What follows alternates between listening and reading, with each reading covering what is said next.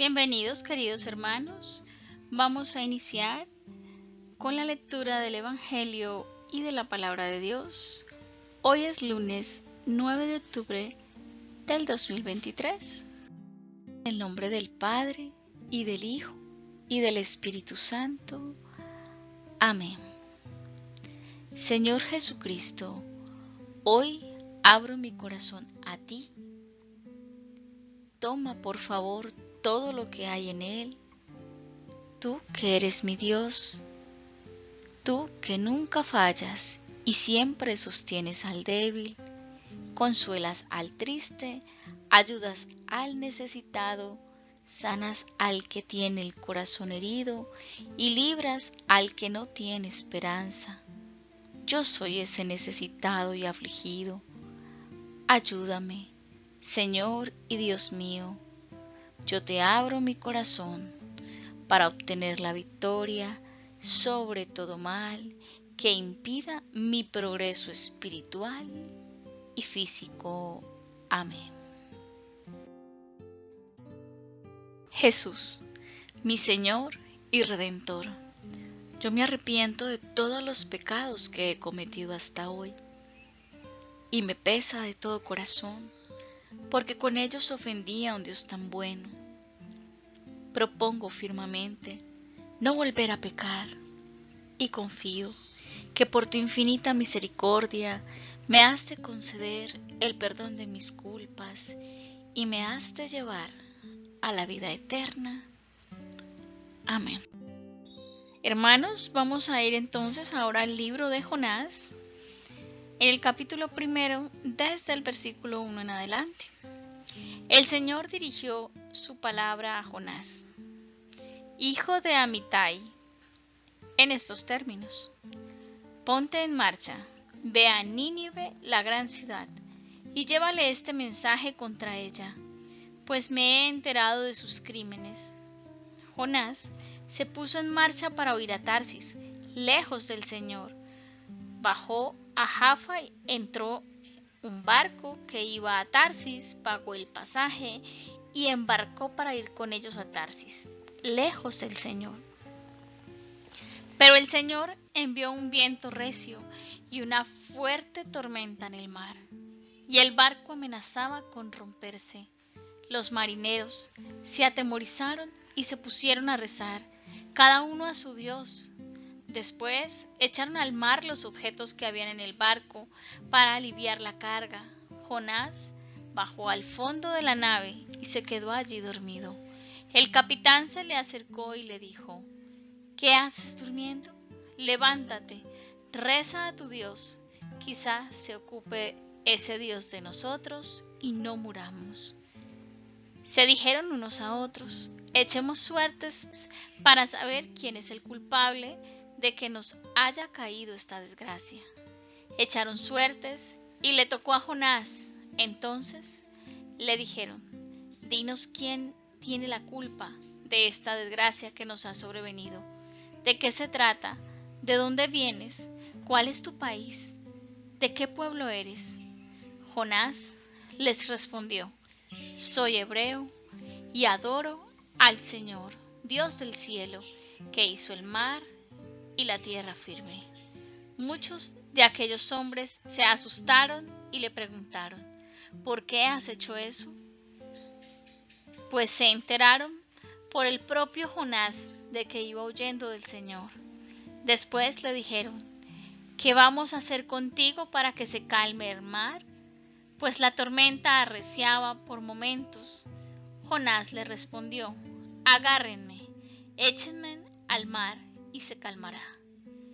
Bien sé que soy el culpable de que les haya sobrevenido esta tormenta. Aquellos hombres intentaron remar hasta la tierra firme, pero no lo consiguieron, pues la tormenta arreciaba.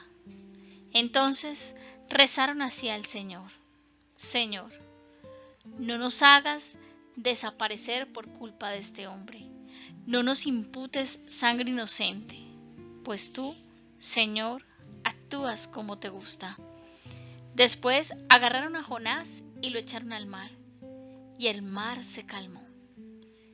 Tras ver lo ocurrido, aquellos hombres temieron profundamente al Señor, le ofrecieron un sacrificio y le hicieron votos.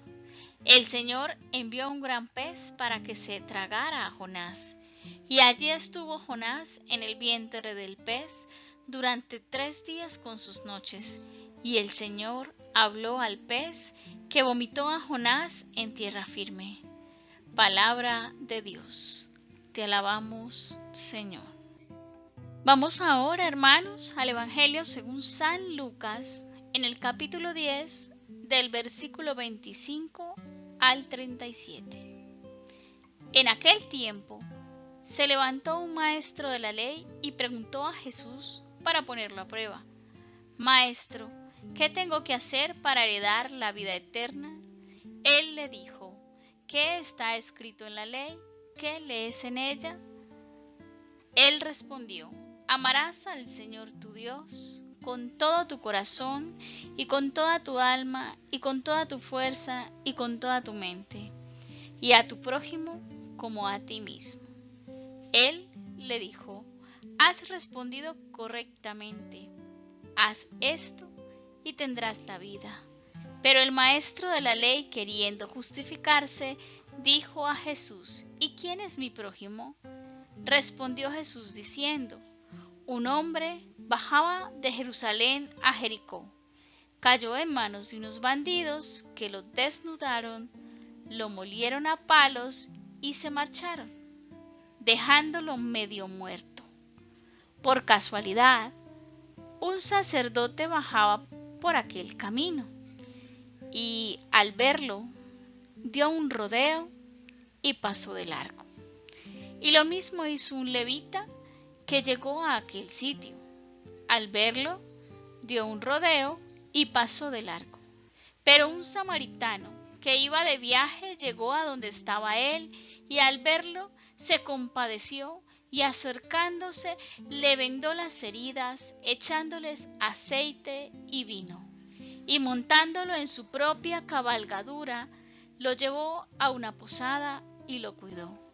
Y al día siguiente, sacando 2 denarios, se los dio al posadero y le dijo: Cuida de él, y lo que gastes de más, yo te lo pagaré cuando vuelva.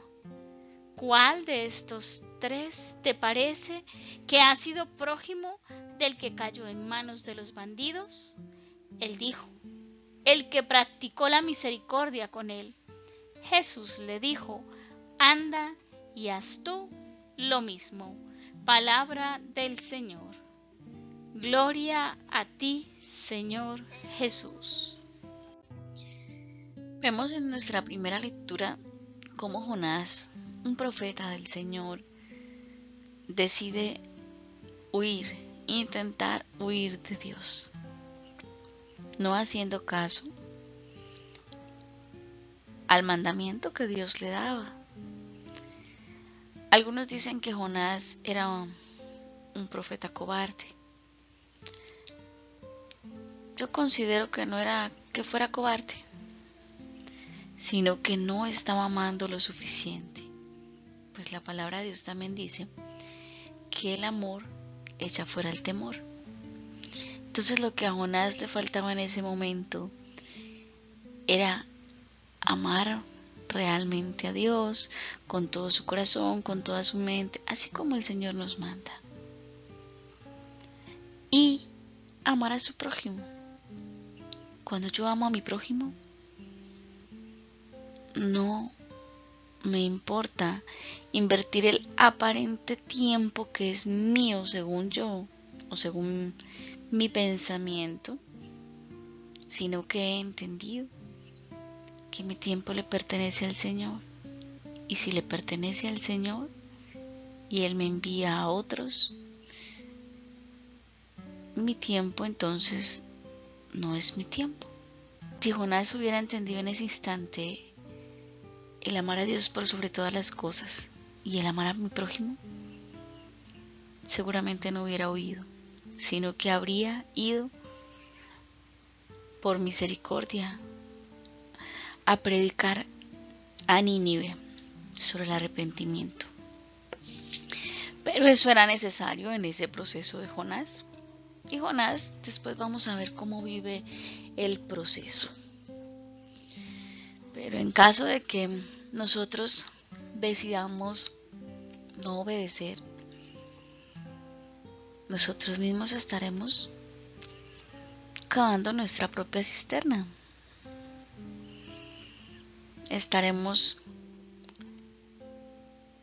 llevando a caer dentro de un pez. ¿Qué puede vivir un ser humano dentro de un gran pez? Imagínense, soledad, aislamiento, oscuridad, porque cómo entra la luz, no es como en no cumplir el mandamiento de Dios afecta mi vida y no solo la mía, sino la de mi entorno. Fruto de no obedecer, de no estar amando a Dios por sobre todas las cosas, fruto de no estar amando a mi prójimo. Jonás no solamente estaba viviendo la angustia y el susto que pudiera vivirse frente a una tempestad en el mar, sino que también afectaba a su entorno. Los que iban con él también corrían peligro de morir en la embarcación. Yo puedo dar 1000 vueltas tratando de ir del Señor, pero déjeme decirle, Dios será paciente para esperarnos. Pero ¿cuánta gente se estará perdiendo? Y en el Evangelio de hoy nos da una lección de teoría y práctica.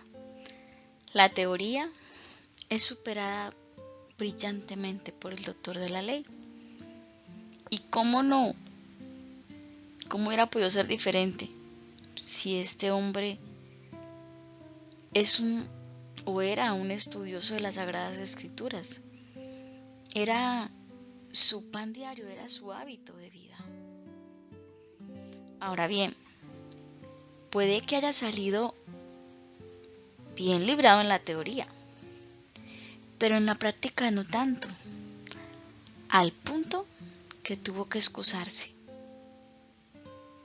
Hoy tenemos grandísimos doctores de teología, tenemos biblistas, moralistas, liturgistas, pastoralistas, que ocupan grandes cargos en la jerarquía de la iglesia. También hay muchos laicos preparados, expertos en estas mismas materias, que ofrecen servicio en sus parroquias y diócesis. Incluso en el Vaticano. Se puede decir que hoy, más que nunca, hasta los cristianos de a pie tienen la posibilidad de tener un mayor conocimiento de fe de la iglesia. Sin embargo, se puede leer numerosos libros, ocupar grandes cargos, tener los más grandes conocimientos, pero si no hay amor por Dios y por el prójimo en la práctica, de nada vale, de nada nos sirve. Cuando se trata de ser consecuente entre lo que se sabe y lo que se vive, Jesús es muy claro. Se debe amar a todos. El prójimo es todo aquel que tenemos cerca y en este mundo. No cuesta pensar que todos somos prójimo de alguien, pero sí cuesta amar a todos y ver las necesidades de los otros para resolverlas por nuestro amor. La invitación de hoy es hacer el propósito de realmente amar a Dios como Él nos lo manda y amar a mi prójimo por amor a Dios. Así ejerceremos misericordia. La fe sin obras es muerta, dice la Biblia. Entonces, no es por las obras los conoceréis. Nuestra fe se manifiesta en las obras. Nuestras obras hablan del amor y la misericordia de Dios a través de nosotros. Vamos a orar. Ven, Espíritu Santo, y concédenos por tu inmensa misericordia, la sabiduría necesaria para comprender el mensaje de la salvación. Si es la voluntad de nuestro Padre, que crezcamos en la sabiduría de este mundo, pero aún más en la sabiduría que viene de ti, en la sabiduría divina.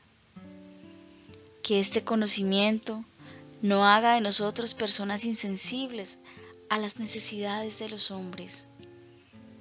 Señor, que sepamos conjugar el verbo amar como es debido, amar a Dios y desde el amar a los demás y a nosotros mismos. Madre de sabiduría, intercede por favor por nosotros, para que tengamos pensamientos de paz y de sabiduría infinita. Así como Dios te adornó en tu hermosa vida, para que nosotros también le respondamos fielmente a la gracia que hoy le pedimos. Amén. En el nombre del Padre, y del Hijo, y del Espíritu Santo. Amén.